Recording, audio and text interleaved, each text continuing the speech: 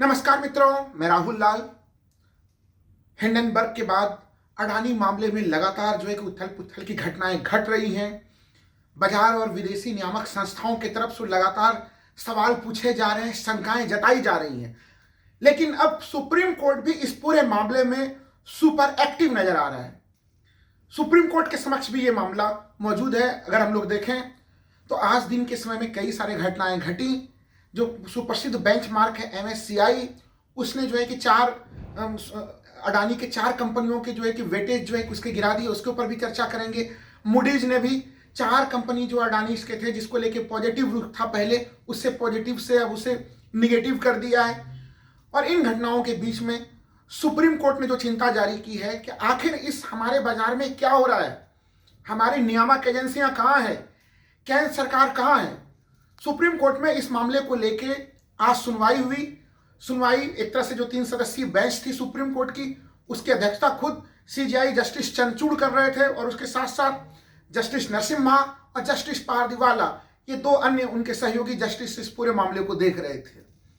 Supreme court का जो पूरा लबोलुआब था मित्रों, मैं एक एक तथ्य के साथ आपको अवगत कराऊंगा। सुप्रीम कोर्ट ने क्या कहने का प्रयास किया। सुप्रीम कोर्ट ने कहा, क्या हमारी नियामकीय ढांचा आज के समय में प्रासंगिक नहीं है? क्या उसमें बड़े पैमाने पर सुधार की जरूरत है?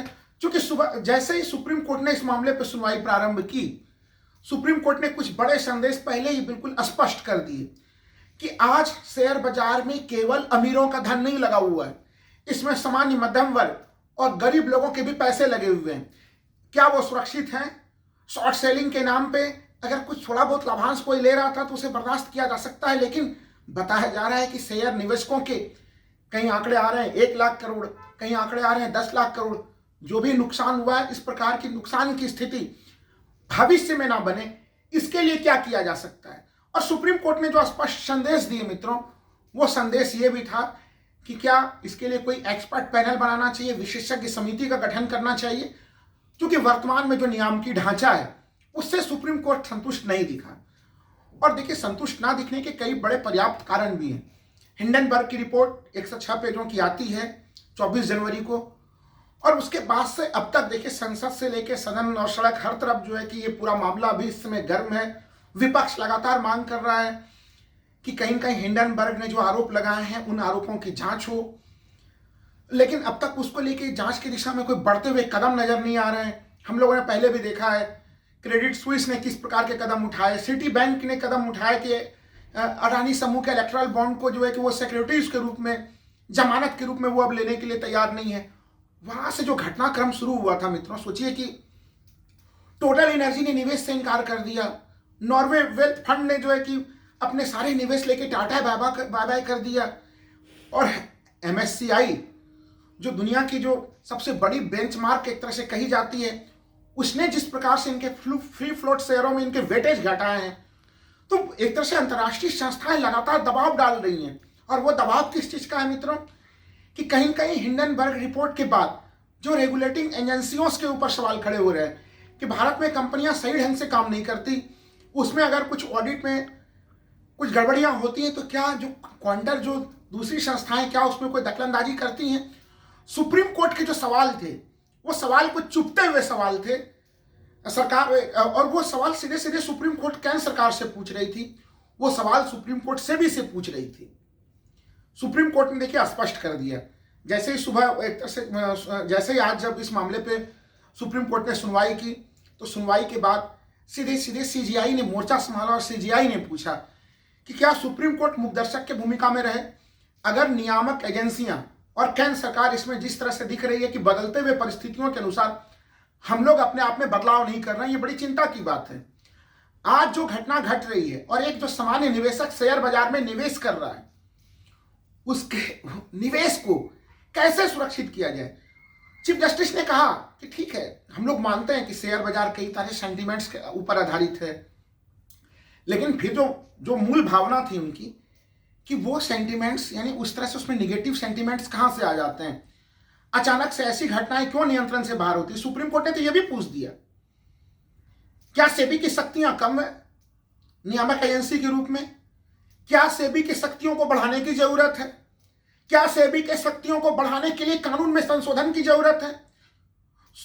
कई तरह के जब तीखे तीखे सवाल सुप्रीम कोर्ट में अटॉर्नी जनरल से पूछे जा रहे थे सीजीआई के द्वारा, अटॉर्नी जनरल में मित्रों भुचक के रह गए। अटॉर्नी जनरल ने कहा कि अभी इन तमाम सवालों के उत्तर नहीं है हमारे पास, कुछ समय दिया जाए हमें। सेबी अपने हिसाब से सारा प्रयास कर रही है।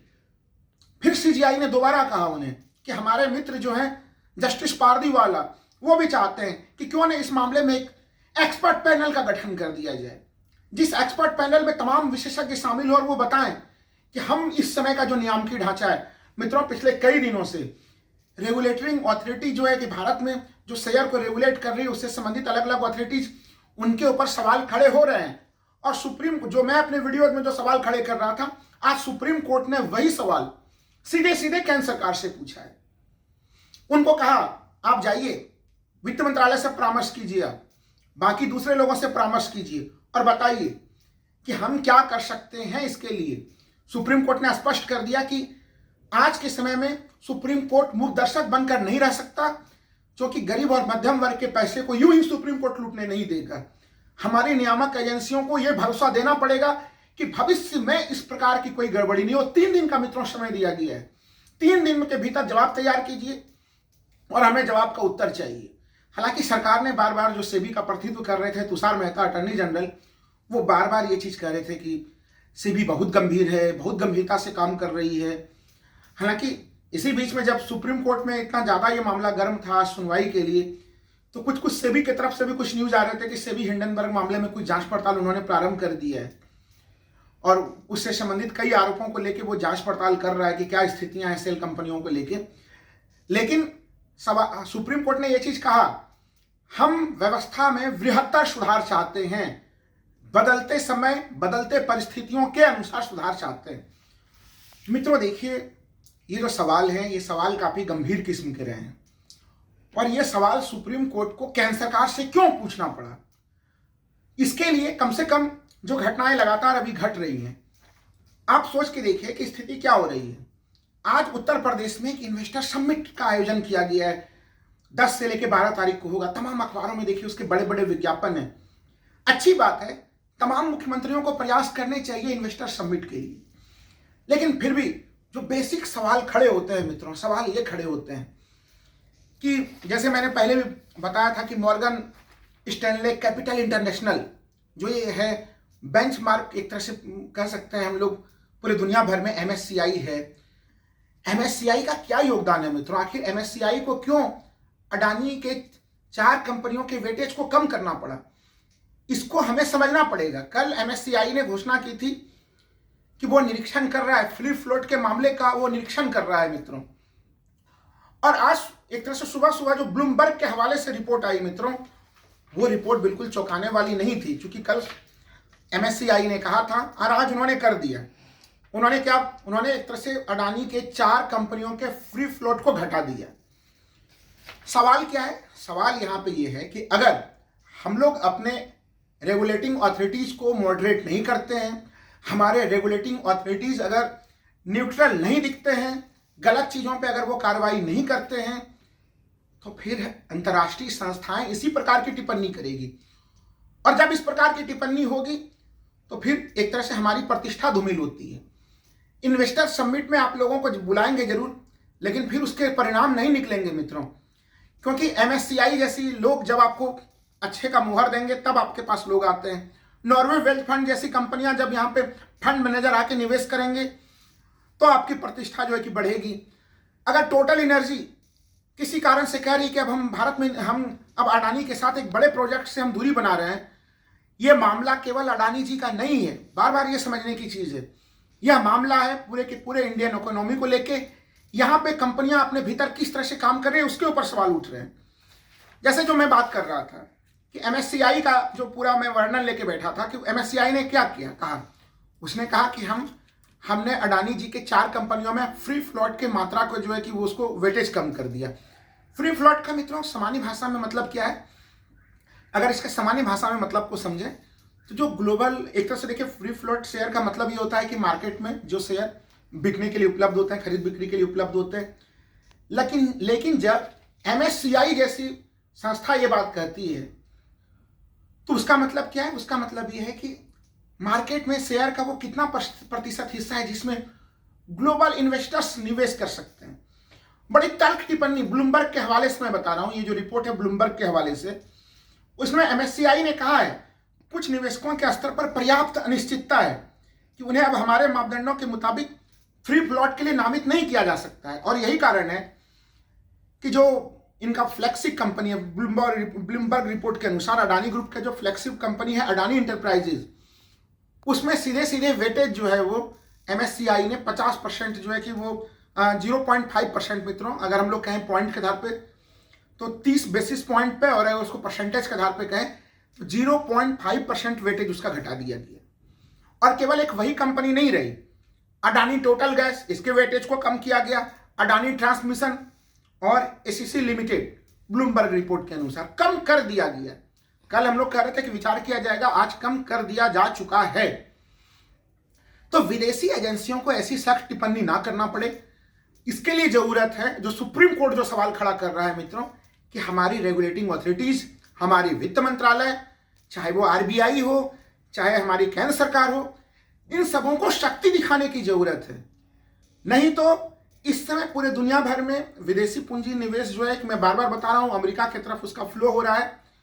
यकीनन भारत जैसे विकासशील देश में, जहां की आधारभूत इंफ्रास्ट्रक्चर पर सरकार ने 10 लाख करोड़ का बजट में प्रावधान रखा है, उसमें प्राइवेट सेक्टर की भूमिका मित्रों काफी ज्यादा सीमित हो जाएगी और ये हमारे देश के लिए अत्यंत खतरनाक स्थिति होगी।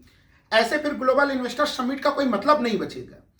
आप सोच के देखिए, अभी पिछले मंगलवार को मूडीज ने क्या कहा था? मूडीज उस समय तक पॉजिटिव था, उसमें मूडीज ने कहा था कि ठीक है, बैंकों ने जो लोन दिया है वो बहुत ज्यादा नहीं है। लेकिन सोचिए, जो मूडीज पॉजिटिव प्रतिक्रिया व्यक्त कर रहा था मंगलवार तक, लेकिन अलग अलग जब संस्थान आपके बारे में प्रतिक्रिया को संतुलित, वो एक तरह से वो उसकी समालोचना करते हैं, मूडीज के भी रुख मित्रों बदल गए।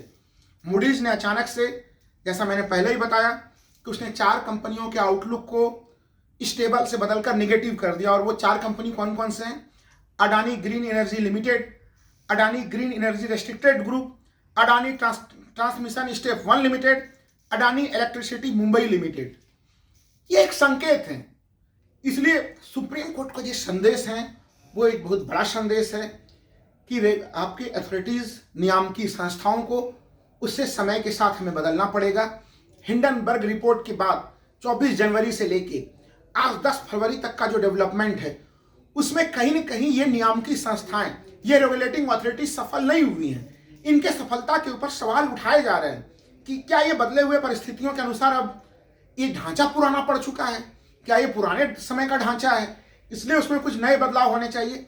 सुप्रीम कोर्ट ने तो ये चीज कहा कि अगली सुनवाई हम 13 फरवरी को करेंगे। आप लोग इस मामले को लेके कुछ विस्तृत चीजें रखिए, कुछ पॉजिटिव चीज सुप्रीम कोर्ट अपने हस्तक्षेप से करना चाहता है मित्रों। और उसके बड़े कारण मैं बार बार बता रहा हूं कि आखिर क्या स्थिति रही। 2014 तक नॉर्वे वेल्थ फंड बड़े मजबूती के साथ अडानी ग्रुप में जुड़ा हुआ होता है, लेकिन उसके बाद वो पहले 5 बड़े कंपनियों से निवेश हटाता है और दिसंबर 2022 के बाद से लेके कल 9 फरवरी तक उसने बिल्कुल स्पष्ट घोषित कर दिया कि अब उन्हें कोई मतलब नहीं है। टोटल एनर्जीज को कहना पड़ता है कि अब वो भी दूरी बना रहे हैं।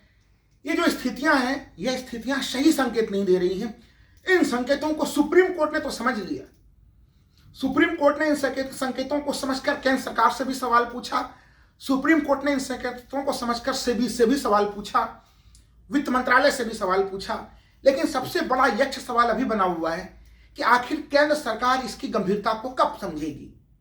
क्या इस किसी एक दिग्गज टाइकून को बचाने के लिए या उसके संदर्भ में आने के लिए अब तक तमाम नियम कानूनों को दरकिनार किया जाता रहेगा? जो तमाम आरोप लग रहे हैं, हमारे विचार से बहुत आवश्यक है कि केंद्र सरकार त्वरित तौर पे इस पूरे प्रकरण की जांच कराए और दूध का दूध और पानी का पानी करे, नहीं तो फिर स्थिति बिगड़ जाएगी। आप अलग अलग स्टेट में वाइब्रेंट समिट, ग्लोबल समिट, तरह तरह के नामों से आप करते रहें, लेकिन निवेशक नहीं आएंगे, बड़े बड़े दावे होंगे, वादे होंगे। ऐसे भी अतीत में कितने सारे जो है कि इन्वेस्टर समिट हुए हैं।